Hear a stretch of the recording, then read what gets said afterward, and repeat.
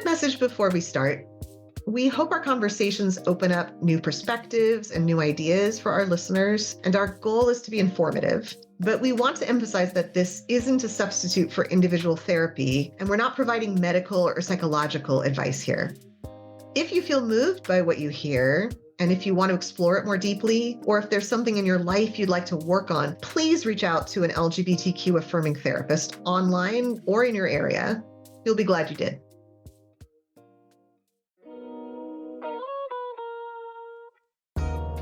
Welcome to the Psych Out Podcast, where two psychology nerds get psyched up for LGBTQ affirming history, research, and practice.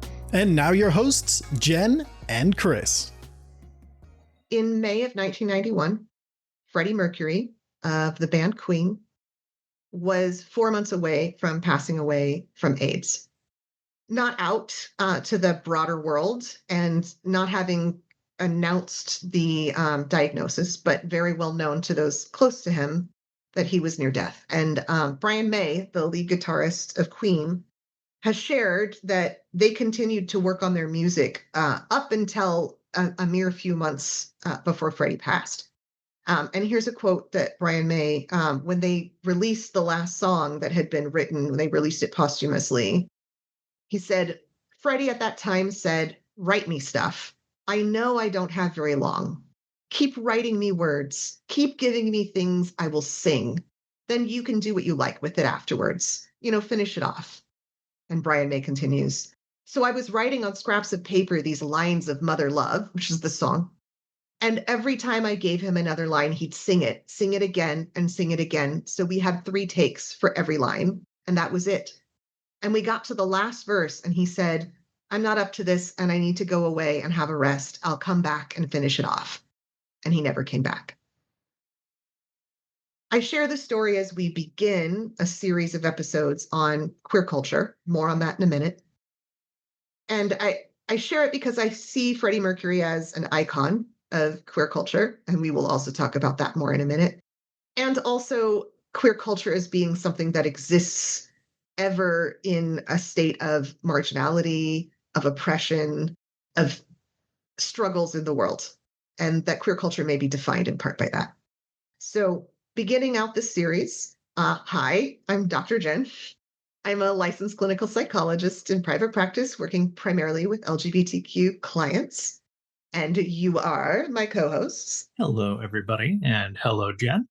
I am Chris. I am a master's student studying clinical psychology, edging ever and ever closer to being a former master's student. Yay! And I am specializing in LGBTQ plus affirmative therapy. All right. So the little story behind this, and I actually remember I was walking my dogs on the phone with you planning this episode when we realized this, which is we thought we were going to we were going to have an episode on queer representation. Mm-hmm. And as we were talking about it and getting more and more excited about the ideas that we had and things we want to talk about, we realized that what we were actually talking about is queer culture.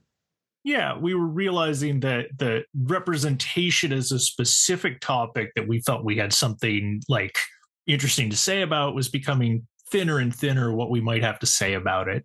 Do we want to get into a little bit about why that is? Yeah, and what we mean when we say that, right? Because I don't think these are universally defined things. In fact, one of the things I realized through this process is that I haven't been very intentional or thoughtful about how I define those words. But I think the main thing that I realized was that I was less interested in the way that queer people show up in other people's media. Mm-hmm. Right. And less interested in things like the 2 women who kissed in the very, very background of the last Star Wars movie, and much more interested, or the politics behind that. Right. And much more interested in the art that we create. Mm-hmm. And the way that we consume that art, or the culture that we create out of that art. So the culture around art, even the Wizard of Oz, that we weren't necessarily, that wasn't overtly created by and for queer people, but the culture around that, as well as the culture of what art we produce and what media we produce. Representation felt like really thin gruel compared to that rich, I don't know, curry. Yeah. of an idea. I think both representation and both like terms like representation and terms like culture can be like very sort of umbrella terms that can be very difficult to define. I find like the what gets talked about under the umbrella of representation very interesting. But when we started to research that paper, grad student here, one track mind. Yes. When we started to do research for an episode on it for our podcast, I was seeing not much specific research on like, what does it mean clinically to experience like representation of yourself or another queer person in media. There's not much research, and what there is heavily weighted toward what does it mean for straight people to experience, like what is the psychological impact felt by cis straight people when they are exposed to the lives of queer people through television, through film. And so what I really liked about focusing in more on our definition of culture is that we're grounding it specifically in what happens when queer people make art that is received, at least in part, by queer audiences. Yeah. And I think I've vaguely by osmosis, right? And I've even talked about this in trainings that I've done, gotten the impression that is representation of us good, right? Like, that it helps us expand our horizons of what we could possibly be, which I will definitely say I have had that experience personally, right? Like back in the day, the CW showed the Fosters with the two women who had a bunch of foster children, like really kind of blew my mind seeing like gay parents. But there's really not a lot of research on that other than just representation of us. Good for us. So yeah, it wasn't as rich, right? By any means. So where I see a lot of like interesting stuff, and I'm still digging into this, and we'll probably come back to this idea as we do a few episodes in the future, is the idea of imagined communities when I'm trying to define queer culture. And tell me more, Chris. I brought I brought it up. I remember we were planning this, and you were like, "Yeah, I should figure that out because I hear it in like every history podcast ever." So, at the risk of being cliche, let me explain. The concept of imagined community came out of a book by Benedict Anderson in 1982, I think. That was about the development of nationalism during like the post-Enlightenment, early Industrial Revolution, right? And full disclosure, I have not read it. I'm sort of learning this idea through other people who use this idea and explain to me what that idea is. But one of those very well cited works. So right. you pick it up through looking at what other people have written about it or podcasted about it, and welcome. Yes, but it's a useful term and it's a useful concept, right? And it is the idea that community, and we'll get to culture. We're bridging from community culture, right? And one of the reasons why it comes up for me is like I get really irritated hearing terms like the LGBTQ community without knowing what that even means, right? So I found this enlightening, which is like the kind of like fellowship that we experience by finding like participating in the same like cultural moment, right? So like and feeling like, so everybody reading the newspaper in the morning in like New York, everybody reading the New York Times in the morning, which of course not everybody did. So like there's inherently some problems with this, right? Or how many of us saw the Barbie movie or whatever, like all of the things that are like cultural moments, like participating together in those cultural moments and imagining a connection with other people who are also participating in that cultural moment, right? So like feeling pride when an American wins a medal at the Olympics is part of me producing this imagined community that I experience internally, psychologically, and then I enact out in the world. That is my best understanding thereof, right? Yeah. And there's this whole element of like moving from like monarchs and sovereignty to moving to like a different idea of power organized around a nation state that if we're going to apply to queerness, like doesn't work that well. Yeah. Right. Because we are producing this from outside of power, like very explicitly. And in fact, like a lot of what I would call queer culture depends upon or like functions through not being powerful. Yeah.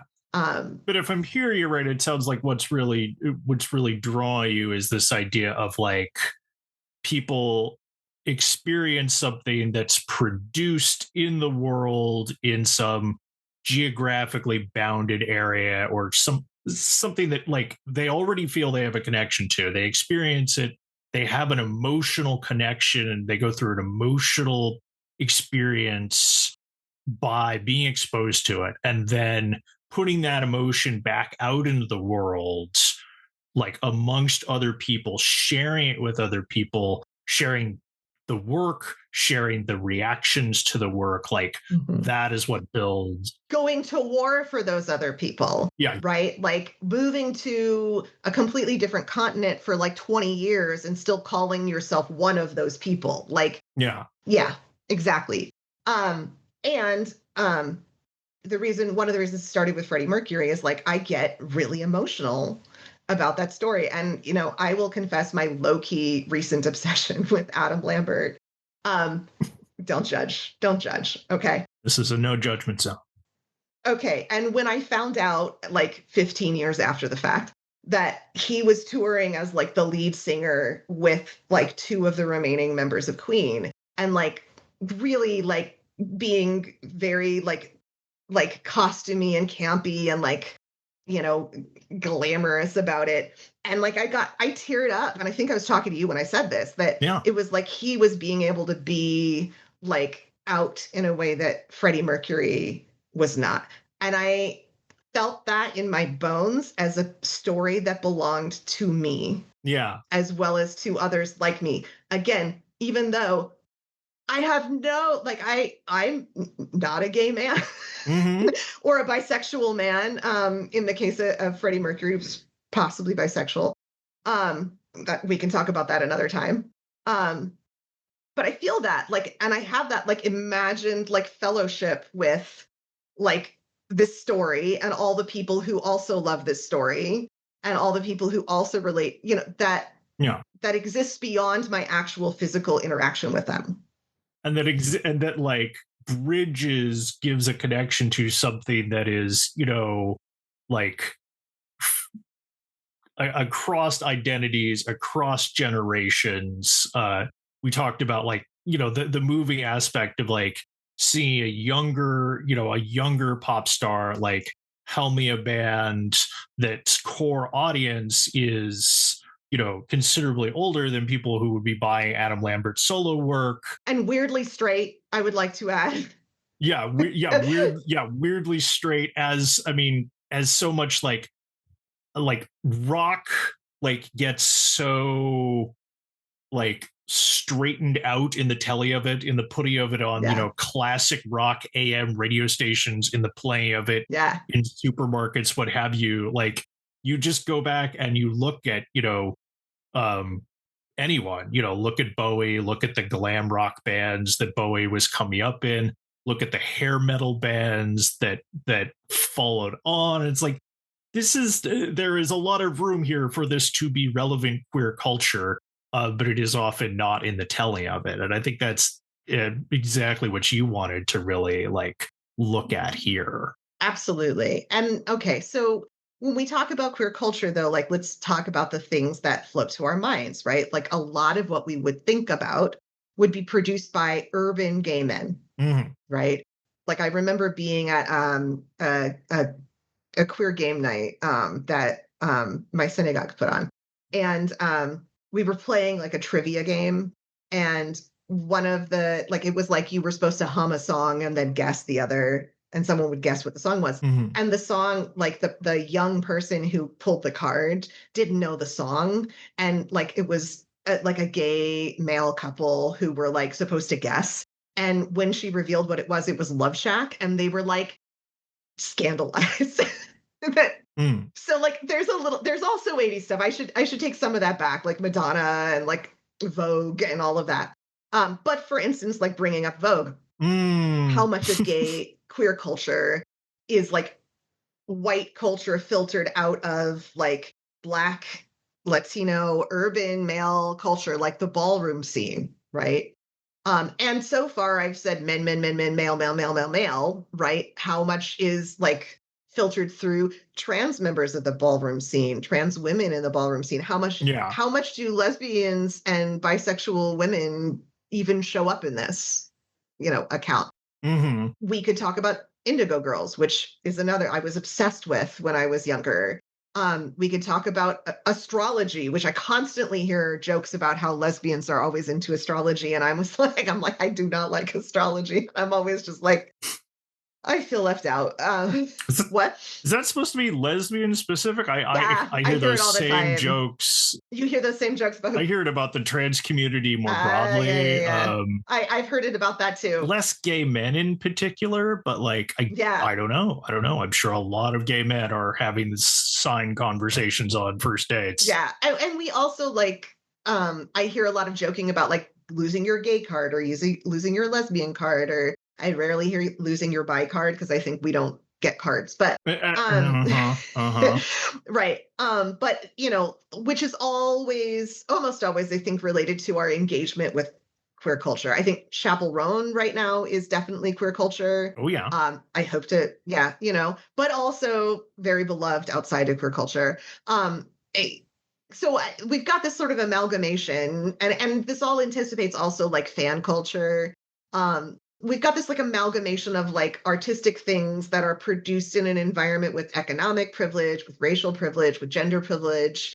Um, the one of the reasons why we associate gay culture with like queer culture with urban gay men is because of the ability of men in the 50s, 40s, 50s, and 60s to actually move to San Francisco and New York and form communities of culture in person, that many, many lesbians weren't able to do, many, many people of color weren't able to. So like just with the idea that this is all like also laced with various layers of power, right? I think we also think of queer culture as like outsider, especially in cinema, I think, like Oh yeah. outsider cinema or alternative music or like underground, or there's like a sense of that. I think there's also a sense of like secret knowing, like har har har, everybody thinks YMCA is just this cute song and it's actually about this gay thing. Which actually I've seen disputed, whole other conversation. Yeah. But or under the secret interpretation of Under Pressure, to take it to Queen. yeah, absolutely. And like being like, why can't you see that it's called Queen? Right? Like there's right, Queen itself. Yeah. Right. There's this like underground component to it. So as we like go forward in future episodes talking about specific kinds of queer culture, I think we want to be informed by that and thinking about it. I did find in like my preliminary research, like this wonderful quote. This came out in 1992. This book called Intro to Gay Culture in America, by an anthropologist named Gilbert Hurd, he's also like one of the like kind of guiding lights in like sexuality studies in the 1990s.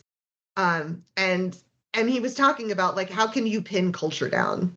You can't. And he was writing in the AIDS era, and like the whole idea of what will our culture even be after this. And he said, we might think of this as a slow waltz, gay culture, during which dancers change steps and costumes as their very essence alters in the eyes of their partners. And I think that's a very queer definition of queer culture, that there is something hard to pin down about this, and we're going to continue like filling out its shape as we go. Yeah. If you're enjoying what you're hearing, don't forget to like and subscribe. That way you'll be notified when our next episode drops. You can also check out our Patreon for your very own Psych Out t-shirt. And now, back to the show. Any other thoughts about that? Yeah. I was just gonna, signpost a few things that we're hoping to touch on in future episodes. We want to talk about some of that cinema angle, like the ways in which queer cinema comes out of like a broader underground cinema that has like an explicitly political context at that point. We could fill an episode on that because it gives me an opportunity to go look at books that I haven't looked at since I was an undergrad studying film. And we're also hoping to talk a little bit about Rocky Horror. Yes. We might do a full episode on the Rocky Horror Picture Show, the Rocky Horror Show, the musical. In our ongoing theme of this podcast is really actually about musicals. Yeah. If we haven't been transparent about that before now, it's a strong area of interest. Speaking of queer culture, I think we're going to expand also into music and other genres as we go. This might not be like one big block of episodes. It might be interspersed with other things. It just depends on what happens with our lives and the world as we go. But but I'm a cheerleader. We're hoping to do as well. That amazing movie that changed many, many people's lives. In the 90s, was it the 90s? I think the 90s. Yeah. I think it's the 90s. Although what's going to have to happen for that episode is I'm going to have to see it because I missed it repeatedly. We're going to get your reaction. And I will say, like, one thing you brought up that is a question that I want to have like dangling in the air as we do this too is queer culture always political? Does it have to be political, or is it inherently political despite our best efforts? Like, I think the intersection of culture and politics is a big issue here. Yeah.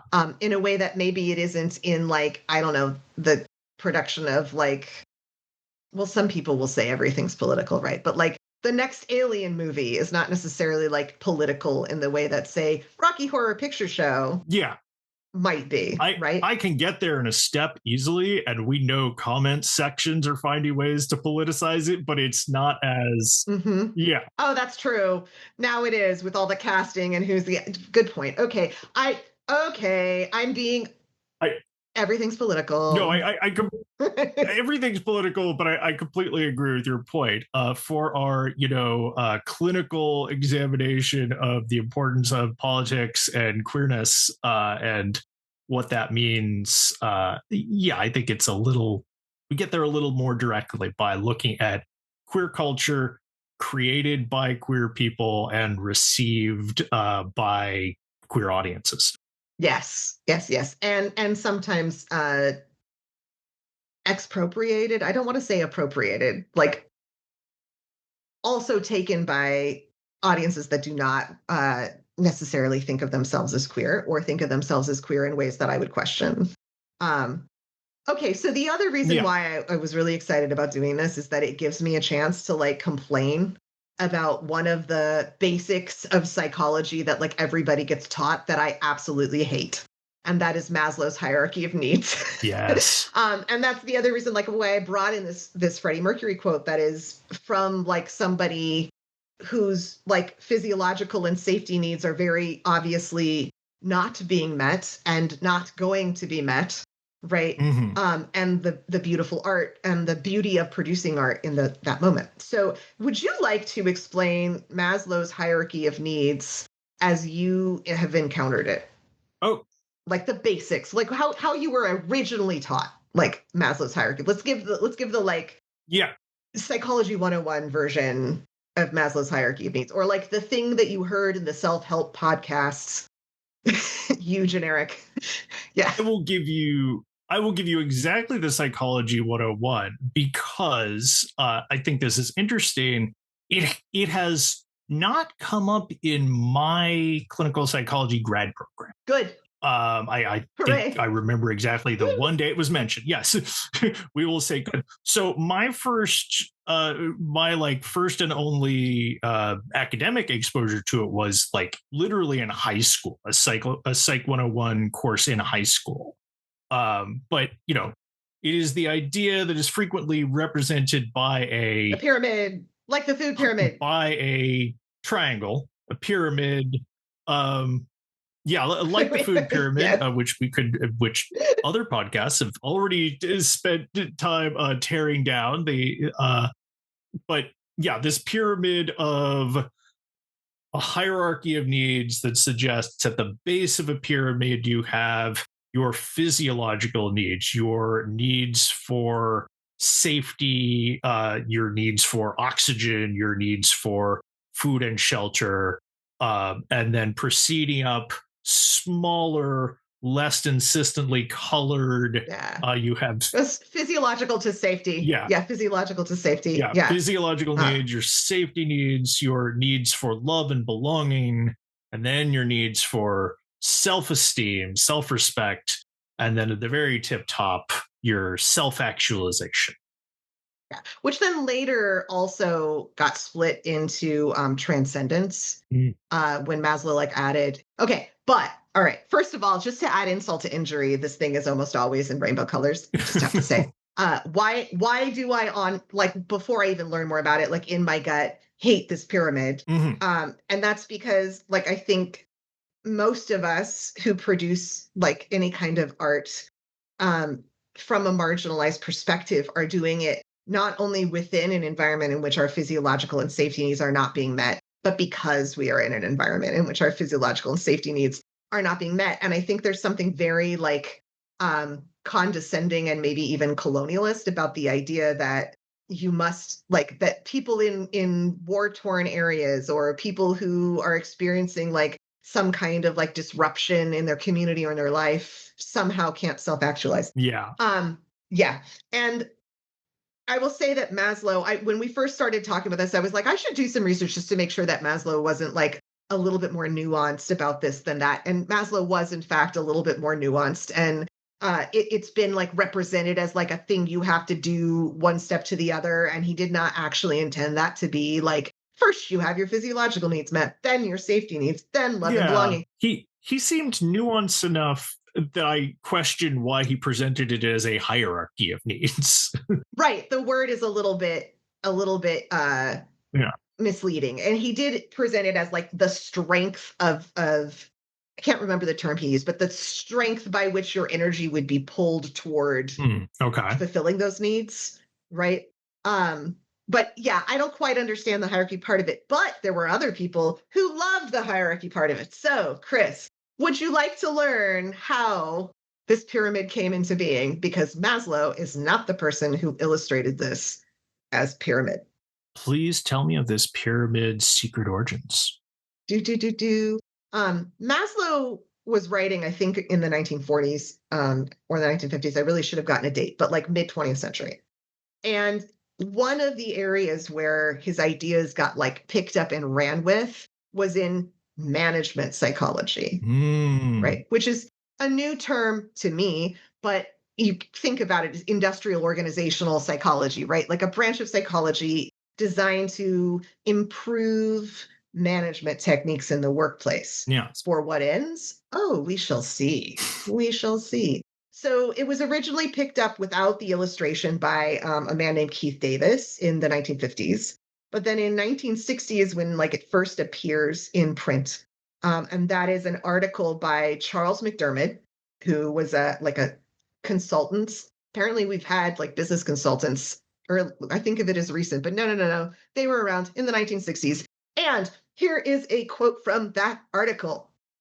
He believed that it would help in explaining how money motivates men, in which he argues, and this is like in which he argues that it could generate, quote, maximum motivation at the lowest cost. So it was taken up to mean something like if we call ourselves a family in the workplace, then people will work for less money. Right? If we provide the workplace as a place for self-esteem and love and belonging, then their physiological and safety needs will be less important. That's fascinating because how topical is that? Like, yeah, which is a weird inversion actually of this pyramid also. Like, like it would take me a long time to like rot in my core enough to like get that interpretation of it and try to make career out of selling that interpretation of it. But how timely. Wild. I was so like, I felt so like justified when I saw it because I've hated this thing every time I've seen it. Okay, so how do we apply this to queer culture? I think our art our art. Again, like this is that imagined community, right? I say our art. Did I produce any of it? Oh heck no, I did not. Okay. Addresses, especially a lot of the art of the 80s and 90s, the utter lack of safety. Right. And much of the art produced in the 80s and 90s around the HIV/AIDS crisis was about like not only the lack of safety, but advocating for safety. Like if you look at the protest art that existed, it's wild, it's amazing, it's wonderful. Would we not call that art because it's not focused on self-actualization or esteem? Right. Well, we would if we believed in Maslow's hierarchy of needs.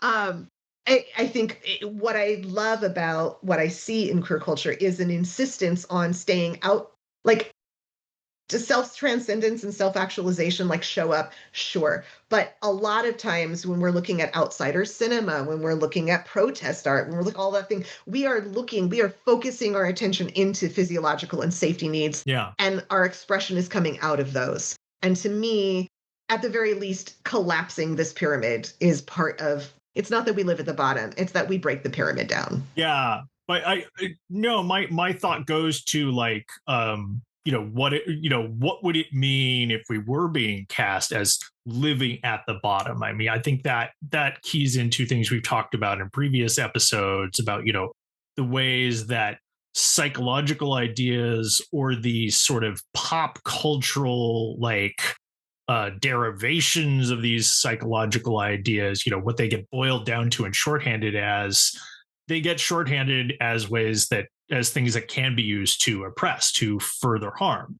And I think, what comes up for me is that idea of like, if you're putting self-actualization at the top of the pyramid, if you're putting realizing one's full potential, as one graphic I'm looking at puts it, like it suggests that, you can't realize your full potential when you are in a situation where you are fearing for your safety. And I mean, yeah, I think there's truth in that. And I think also there's so much the practical effect of thinking of people facing marginalization and oppression in those terms. The practical effect of that is to increase their marginalization. Yeah. Because it devalues the culture that gets produced. Very much so. And I will say also one of the major criticisms of Maslow is that this is also very culturally specific. Like I'm really talking about like, not mainstream, but American pop culture when I'm talking about this, because like a lot of interestingly, like he did a lot of research amongst indigenous groups. He was sort of both an anthropologist and a psychologist. In the kind of way that you could be back in like the mid 20th century. Yeah. A lot of that going around in the 40s and 50s in particular. Yeah. Maslow was working in like the early 40s. Yeah. And so he did a lot of work with indigenous groups and kind of misrepresented them, and later on actually had pushback. And I even like looked up some of this. There, some of the articles by indigenous scholars now pushing back and saying like that is not how our culture works. In fact, like for instance, love and belonging is a precondition for, like not even a precondition, comes right along with physiological needs, like is part of like like none of this is separated.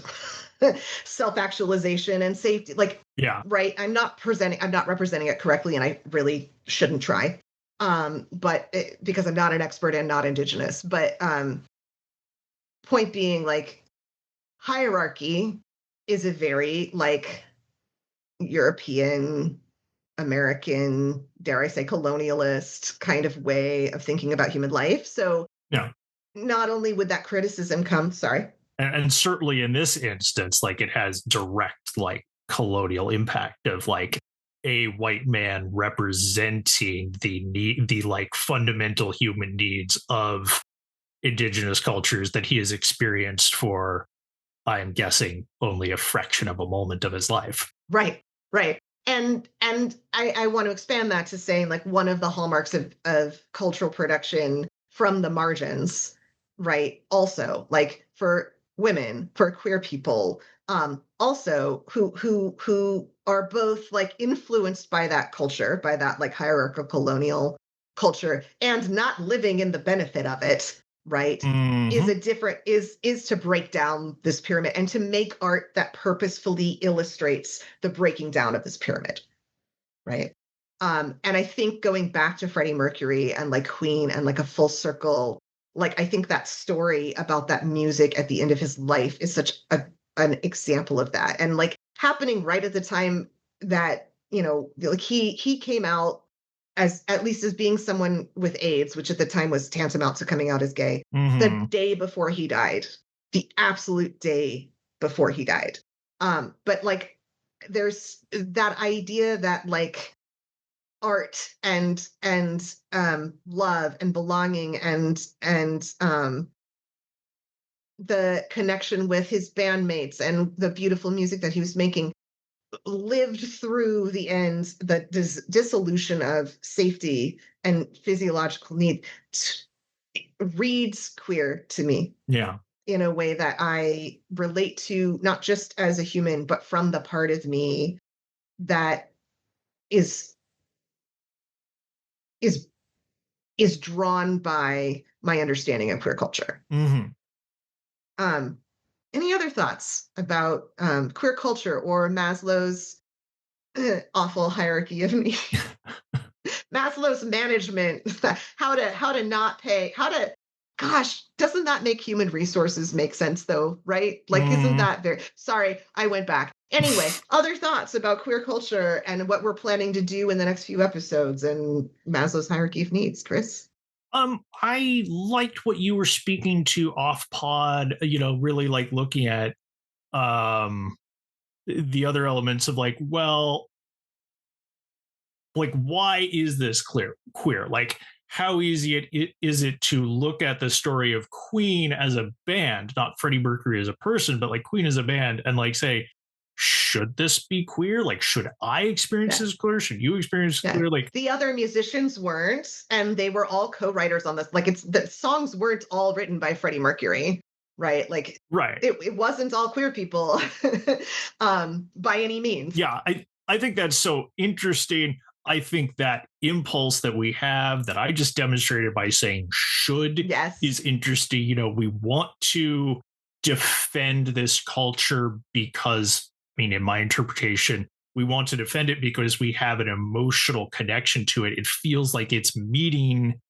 some It of feels our like needs ours. of love and It feels like belonging. ours. Yeah, it feels like ours.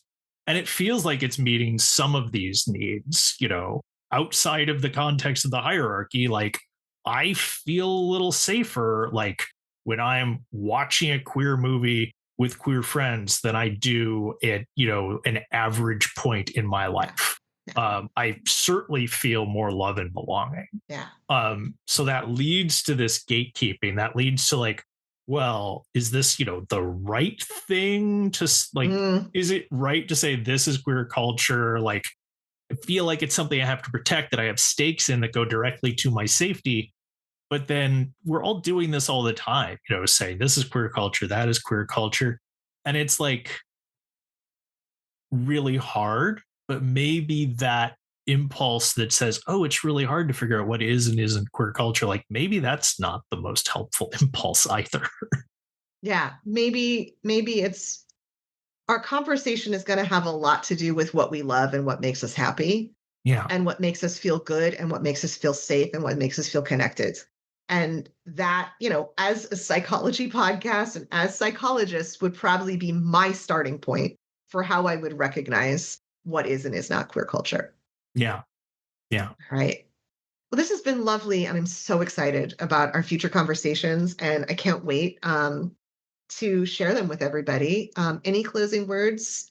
I'm just loving this. Any closing words, Chris? Stay tuned if you want to see us talking more about film in particular, about Rocky Horror, more about music. We have some episodes for that we're cooking up. Yay! Yeah, stay tuned. Thanks for listening. And Jen, thanks for bringing this to the forefront as we've been, really working out what we want to talk about next. Thanks so much. Thanks everybody for listening. You've been listening to the Psych Out Podcast. For more information on today's subject, information about our charity, or to find our Patreon, check the links below. Join us next time to learn more about the psychology of who we are. These are difficult times. We know that some of you out there are suffering so much that you might be thinking of ending your life. If you're having thoughts of suicide, please reach out to professionals for help. You can go to an emergency room, call 911, or reach out to the hotlines we have linked in this description below. I know that many of us have had bad experiences in medical settings, but there are people, many people in this field who want you to live. Please reach out for help so that you can find them. We want you around for our next talk.